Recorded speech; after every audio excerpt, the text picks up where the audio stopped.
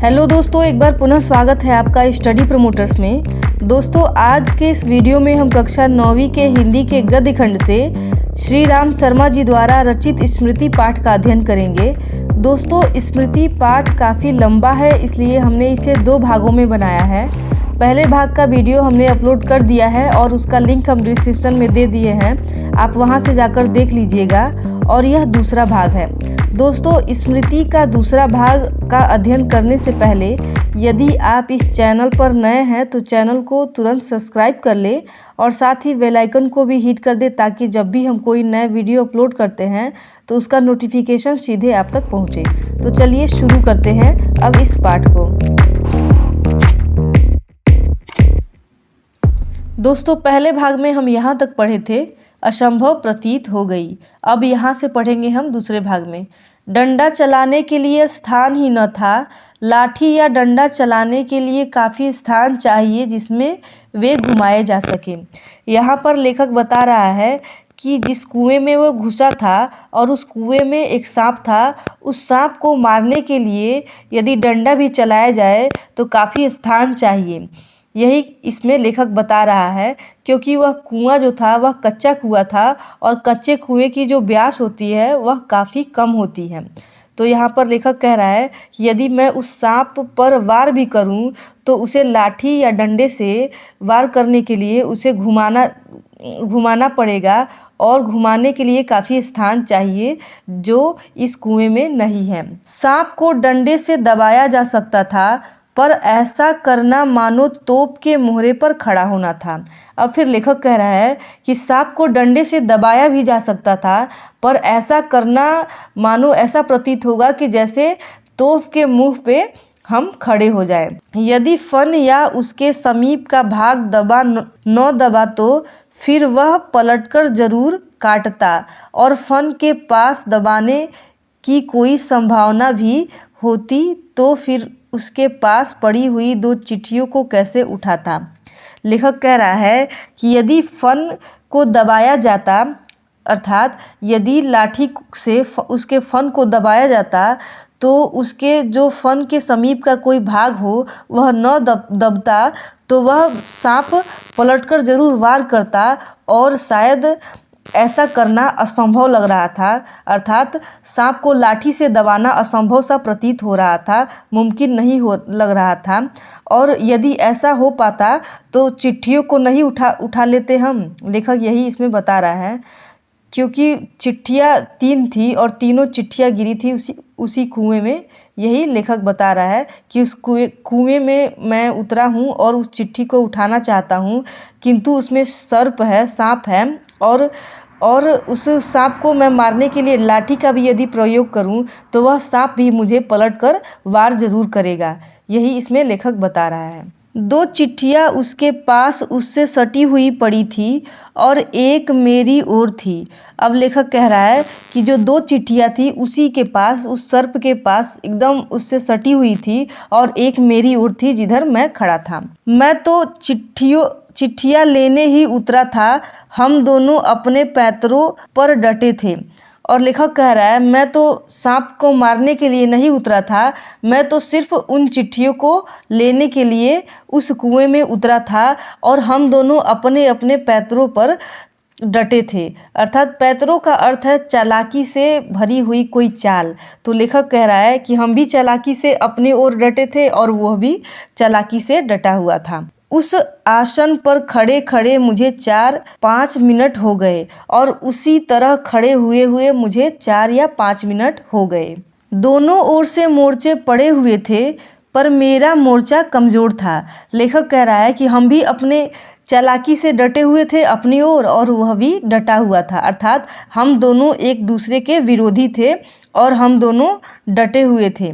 कहीं सांप मुझ पर झपट पड़ता तो मैं यदि बहुत करता तो उसे पकड़कर कुचलकर मार देता, पर वह तो अचूक तरल विष मेरे शरीर में पहुंचा ही देता और अपने साथ साथ मुझे भी ले जाता। अब लेखक कह रहा है कि यदि सांप मुझ पर झपट पड़ता तो मैं बहुत करता तो उसे पकड़कर कुचलकर मार देता, पर वह अचूक, अर्थात बिना चूके, अर्थात वह अपने विष को मेरे शरीर में डाल देता और मैं भी उसके साथ साथ मर जाता। अब लेखक आगे कह रहा है, अब तक सांप ने वार न किया था। और लेखक आगे कह रहा है कि अब तक सांप ने मुझ पर वार नहीं किया था, इसलिए मैंने भी, और आगे देखिए,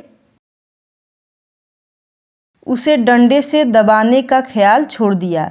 लेखक कह रहा है कि सांप भी अभी तक मुझ पे वार नहीं किया था, इसलिए मैं भी उस सांप को मारने का ख्याल छोड़ दिया था।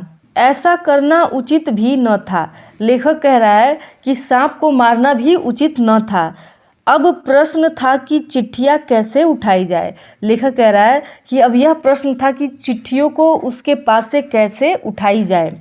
बस एक सूरत थी, डंडे से सांप की ओर से चिट्ठियों को सरकाया जाए। लेखक कह रहा है कि बस अब एक ही रास्ता था कि उस डंडे से सांप के पास जो चिट्ठियाँ हैं उसको धीरे धीरे सरकाया जाए।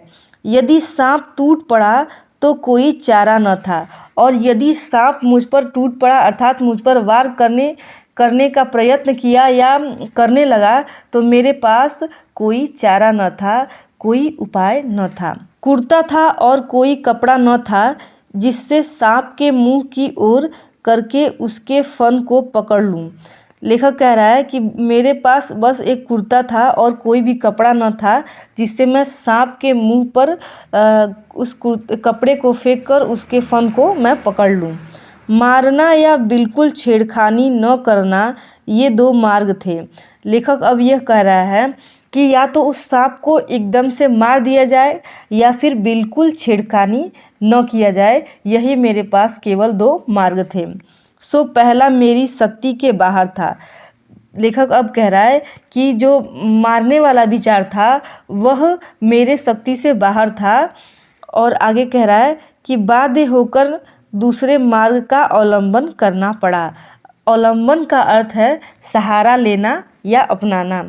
लेखक कह रहा है कि मुझे बाध्य होकर अर्थात मजबूरवश दूसरे उपाय का अर्थात दूसरे मार्ग का मुझे सहारा लेना पड़ा कि सांप से बिल्कुल छेड़खानी न किया जाए। डंडे को लेकर ज्यों ही मैंने सांप की दाई ओर पड़ी चिट्ठियों की ओर उसे बढ़ाया कि सांप का फन पीछे की ओर हुआ। अब लेखक बता रहा है कि डंडे को ज्यों ही मैंने सांप की दाई ओर चिट्ठियों को सरकाने के लिए बढ़ाया त्यों सांप अपना फन खड़ा करके पीछे की ओर होता है। धीरे धीरे डंडा चिट्ठी की ओर बढ़ा और ज्यों ही चिट्ठी के पास पहुंचा कि फुंकार के साथ काली बिजली तड़पी और डंडे पर गिरी। अब लेखक बता रहा है कि धीरे धीरे मैंने डंडे को ज्यों ही उसकी तरफ बढ़ाया और चिट्ठियों के पास पहुंची, सांप जो है वह एकदम से फुफकार कर बिजली की तरह, काली बिजली की तरह उस पर तड़प कर टूट पड़ता है, अर्थात उस लाठी पर टूट पड़ता है और एक डंक मार देता है। हृदय में कंप हुआ और हाथों ने आज्ञा न मानी, डंडा छूट पड़ा। लेखक कह रहा है कि डंडे पर ज्यों ही सांप ने अपना एक फन मारा अर्थात एक डंक मारा, मेरे हृदय में एकदम से कंपन होने लगा और मेरी हाथों ने आज्ञा न मानी अर्थात मेरे हाथों ने उस डंडे को छोड़ दिया और डंडा छूट गया। आगे लेखक कह रहा है मैं तो न मालूम कितना ऊपर उछल गया और डंडा भी हाथ से छूटा और मैं न जाने कितना ऊपर उछल गया, जानबूझकर नहीं यूं ही बिदबिदा कर। लेखक अब कह रहा है कि मैं जानबूझकर ऊपर की ओर नहीं उछला था, यूं ही बिदबिदा कर। बिदबिदा कर अर्थ है भड़कना, अर्थात लेखक कह रहा है कि मैं भड़क कर और ज़्यादा ऊपर उछल गया। चलिए थोड़ा आगे बढ़ते हैं। उछलकर जो खड़ा हुआ तो देखा डंडे के सिर पर 3-4 स्थानों पर पीव सा कुछ लगा हुआ है। लेखक कह रहा है कि जब मैं उछलकर खड़ा हुआ तो मैं डंडे की सिर पर देखा कि 3-4 जगह पर पीव सा कुछ लगा हुआ है। वह विष था। सांप ने मानो अपना शक्ति का सर्टिफिकेट सामने रख दिया था। लेखक कह रहा है कि सांप ने उस पर डंक मारा था और उसका जो विष है उस पर लगा हुआ था और वह मानो सांप अपने शक्ति का परिचय दे दिया है, अपने शक्ति का सर्टिफिकेट दे दिया है। पर मैं तो उसकी योग्यता का पहले ही से कायल था। उस सर्टिफिकेट की ज़रूरत न थी। लेखक कह रहा है कि मैं उस सांप की योग्यता को पहले से ही जानता था, उसको सर्टिफिकेट देने की ज़रूरत न थी। सांप ने लगातार फू फू करके डंडे पर 3-4 चोटें की और सांप लगातार फू फू कर 3-4 जगह डंडे पर प्रहार किया, अर्थात डंक मारा। वह डंडा पहली बार इस भांति अपमानित हुआ था, या शायद वह सांप का उपहास कर रहा था। और लेखक कह रहा है कि जिस डंडे से मैं कई सांपों को मार चुका हूँ, उस डंडे पर यह सांप डंक मार रहा है। इससे ऐसा प्रतीत हो रहा है कि मानो वह डंडा इससे अपमानित हो रहा है। और यह भी कह रहा है साथ ही साथ कि शायद वह सांप का उपहास कर रहा है, अर्थात डंडा शायद सांप का उपहास कर रहा है। उधर ऊपर फू फू और मेरे उछलने और फिर वही धमाके से खड़े होने से छोटे भाई ने समझा कि मेरा कार्य समाप्त हो गया और बंधुत्व का नाता फू फू और धमाके में टूट गया। लेखक कह रहा है कि उधर ऊपर जो मेरा छोटा भाई था, वह इस धमाके से और इस फुफकार को सुनकर वह घबरा गया और उसे ऐसा लग रहा था कि मैं उस सांप के चपेट में आ गया हूँ, अर्थात वह सांप मुझे डंक मार दिया है और मैं मरने की कगार पे आ गया हूँ। उस धमाके को सुनकर वह बहुत ही डर गया। उसने ख्याल किया कि सांप के काटने से मैं गिर गया। मेरे कष्ट और विरह के ख्याल से उसके कोमल हृदय को धक्का लगा। भ्रातृ स्नेह के ताने बाने को चोट लगी, उसकी चीख निकल गई। अब लेखक यहाँ पे बता रहा है कि उसने ख्याल किया कि सांप ने मुझे काट दिया है और मैं नीचे गिर गया हूँ और मैं मर रहा हूँ, और मेरे इस कष्ट के ख्याल से ही वह अत्यंत दुखी हो जाता है और उसका जो कोमल हृदय है उस पर काफ़ी धक्का लगता है। और भ्रातृ स्नेह अर्थात दोनों भाई थे, लेखक और जो ऊपर बच्चा था वह दोनों भाई थे। इन दोनों के भाई स्नेह को देखते हुए उसके ऊपर इसका काफ़ी आघात होता है, अर्थात उसको काफ़ी दुख होता है और उसकी चीख निकल जाती है। जब लेखक ऊपर उछलता है और नीचे कूदता है तो उसको लगता है कि मेरा भाई सांप के द्वारा काटे जाने से नीचे गिरा है, इसलिए वह काफ़ी दुखी हो जाता है और उसके मुख से चीख निकल जाती है। चलिए आगे बढ़ते हैं। छोटे भाई की आशंका बेजा न थी, पर उस फू और धमाके से मेरा साहस कुछ बढ़ गया। लेखक कह रहा है कि मेरे छोटे भाई जो आशंका कर रहा था वह बेजा न था, व्यर्थ न था, पर उस फू और धमाके से मेरा साहस कुछ और बढ़ रहा था। दोबारा फिर उसी प्रकार लिफाफे को उठाने की चेष्टा की और मैंने फिर से कोशिश किया उस लिफाफे को उठाने की। अब की बार सांप ने वार भी किया और डंडे से चिपट भी गया। लेखक कह रहा है इस बार सांप डंडे पर वार भी किया और उस डंडे में लिपट भी गया। डंडा हाथ से छूटा तो नहीं, पर अब आगे इसके देखते हैं। झिझक, सहम अथवा आतंक से अपनी ओर को खींच गया और गुंजलक मारता हुआ सांप का पिछला भाग मेरे हाथों से छू गया। लेखक कह रहा है कि झिझक कर और सहम कर अथवा आतंक से अपनी ओर खींच गया और गुंजलक मारता हुआ सांप का पिछला भाग मेरे हाथों से छू गया। लेखक कह रहा है कि सांप का जो पिछला भाग था, झिझक का अर्थ समझ लीजिए पहले, संकोच या हिचक, और आतंक का अर्थ होता है डर या भय या दबाव, और गुंजलक का अर्थ होता है गोलाई में सिमटना। तो लेखक कह रहा है कि मैं उससे संकोच से अथवा आतंक से अर्थात उसके भय से या डर से अपनी ओर खींच गया और गुंजलक मारता हुआ अर्थात गोलाई में सिमट गया और उस सांप का जो पिछला भाग था वह मेरे हाथों से छू गया। उफ, कितना ठंडा था। डंडे को मैंने एक ओर पटक दिया। जब लेखक का स्पर्श हुआ उस सांप से तो उसका जो शरीर था सांप का वह काफ़ी ठंडा था और डंडे को क्या किया, लेखक ने पटक दिया। यदि कहीं उसका दूसरा वार पहले होता तो उछलकर मैं सांप पर गिरता और न बचता, लेकिन जब जीवन होता है तब हजारों ढंग बचने के निकल आते हैं। अब लेखक कह रहा है कि यदि सांप का दूसरा वार मेरे ऊपर होता तो मैं उछलकर उस सांप पर ही गिर जाता और संभवतः मैं नहीं बचता, किंतु जब जीवन होता है अर्थात जब मनुष्य जीवित होता है तब उसको बचने का, मुसीबतों से लड़ने का हजारों ढंग निकल आता है। वह दैवी कृपा थी और लेखक उसे दैवी कृपा भी मान रहा था। डंडे के मेरी ओर खिंच आने से मेरे और सांप के आसन बदल गए। मैंने तुरंत ही लिफाफे और पोस्ट कार्ड चुन लिए।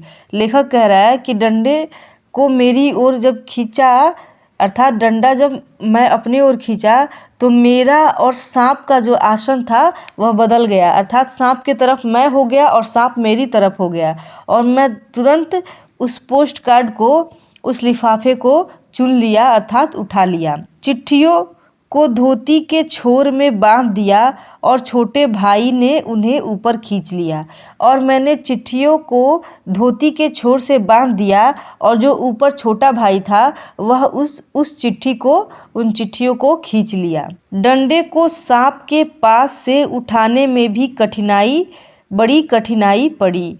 सांप उससे खुलकर उस पर धरना देकर बैठा था। लेखक अब बता रहा है कि डंडे को सांप के पास से उठाने में बड़ी कठिनाई लग रही थी और सांप भी उस पर बैठा हुआ था, अर्थात ऐसा लग रहा था कि मानो वह खुलकर धरना देकर उस पर बैठा हो।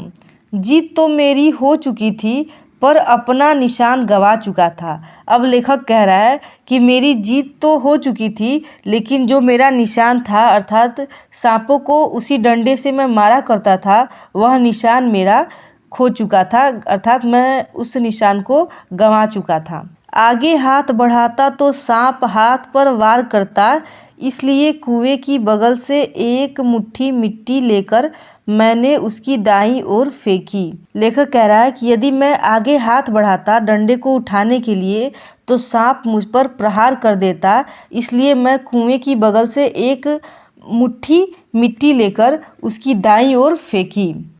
चलिए आगे बढ़ते हैं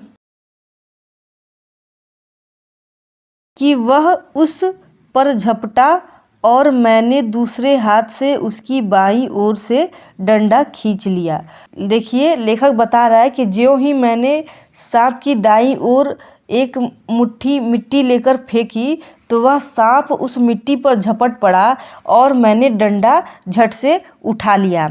देखिए सांप का स्वभाव होता है कि यदि उसके समीप या उसके पास यदि कोई वस्तु को फेंका जाए तो वह उस व्यक्ति पे वार न करके उस वस्तु पर वार करता है।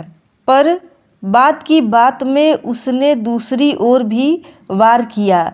यदि बीच में डंडा न होता तो पैर में उसके दांत गड़ गए होते।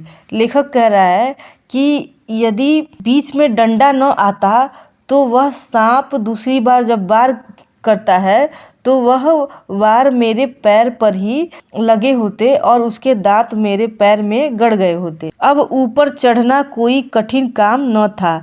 लेखक कह रहा है कि अब एक तो सांप से मैंने विजय प्राप्त कर लिया था, किंतु अब उस कुएं के ऊपर चढ़ना बहुत ही कठिन मालूम हो रहा था। केवल हाथों के सहारे पैरों को बिना कहीं लगाए हुए 36 फुट ऊपर चढ़ना मुझसे अब नहीं हो सकता। लेखक कह रहा है कि उस समय जब मैं बचपन में था तो मैं 36 फुट ऊपर चढ़ा था, किंतु अब केवल हाथ के सहारे बिना पैर कहीं लगाए मैं 36 फुट ऊपर नहीं चढ़ सकता हूँ। 15-20 फुट बिना पैरों के सहारे केवल हाथों के बल चढ़ने की हिम्मत रखता हूँ, कम ही।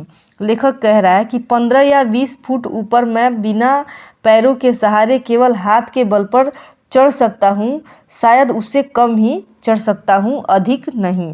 पर उस 11 वर्ष की अवस्था में मैं 36 फुट चढ़ा। लेखक कह रहा है कि उस समय मैं जब था 11 वर्ष का था और 11 वर्ष की अवस्था में मैं 36 फुट ऊपर बिना पैर को कहीं लगाए केवल हाथ के सहारे चढ़ा था। बाहें भर गई थी, छाती फूल गई थी, धौंकनी चल रही थी। लेखक कह रहा है कि मेरी बाहें जो है वह भर गई थी, अर्थात मेरे बाहें जो है वह काफ़ी थक गई थी और मेरी जो छाती थी अर्थात मेरा जो सीना था वह फूल रहा था और मेरी धड़कनें चल रही थी। पर एक एक इंच सरक सरक कर अपनी भुजाओं के बल मैं ऊपर चढ़ा था। लेखक कह रहा है कि मैं एक एक इंच सरक सरक कर केवल अपने भुजाओं के बल पे अर्थात अपने बाहों के बल पे ऊपर चढ़ा था। यदि हाथ छूट जाते तो क्या होता, इसका अनुमान करना कठिन है। ऊपर आकर बेहाल होकर थोड़ी देर तक पड़ा रहा। लेखक कह रहा है कि यदि मेरे हाथ छूट जाते तो मैं गिरता तो मेरा क्या होता, इसका अनुमान भी करना कठिन था। और ऊपर आकर जब मैं ऊपर पहुंच गया तो मैं बेहाल होकर वहीं थोड़ी देर तक पड़ा रहा। देह को झाड़ झूर कर धोती कुर्ता पहना, फिर किशनपुर के लड़के को जिसने ऊपर चढ़ने की चेष्टा को देखा था ताकीद करके कि वह कुएं वाली घटना किसी से न कहे, हम लोग आगे बढ़े। लेखक अब कह रहा है कि जब मैं ऊपर आ गया तो अपने शरीर को, अपने देह को झाड़ झूड़ कर अर्थात जो मिट्टी उट्टी लगी थी उसको साफ करके अपना धोती कुर्ता पहना और फिर किशनपुर के लड़के को अर्थात उस किशनपुर गांव के लड़के को जिसने ऊपर चढ़ने की चेष्टा को अर्थात जिसने मुझे ऊपर चढ़ते हुए देखा था उसे मैं ताकीद करके अर्थात उसे चेतावनी देकर आया कि वह इस कुएं वाली घटना को किसी और से न कहे, और हम दोनों भाई आगे बढ़ गए। चलिए आगे बढ़ते हैं। सन 1915 में मैट्रिकुलेशन पास करने के उपरांत यह घटना मैंने माँ को सुनाई। अब देखिए लेखक कह रहा है कि सन 1915 में उसने मैट्रिकुलेशन पास किया अर्थात कक्षा 10वीं पास की और उसके उपरांत यह घटना अपने माँ को सुनाता है। सजल नेत्रों से माँ ने मुझे अपनी गोद में ऐसे बिठा लिया जैसे चिड़िया अपने बच्चे को डैने के नीचे छिपा लेती है। अब देखिए लेखक बता रहा है कि जब यह घटना मैंने माँ को सुनाई तो माँ ने सजल नेत्रों से अर्थात उनके आँखों में आंसू भर आया और वह मुझे अपने गोद में ऐसे बिठाई जैसे कोई चिड़िया अपने डैने के नीचे छिपा लेती है। डैना उसके पंख को कहते हैं और चिड़िया अपने बच्चों को पंखों में छिपा लेती है। उसी भांति उन्होंने अपने बच्चे को अर्थात लेखक को छिपा लिया था। कितने अच्छे थे वे दिन।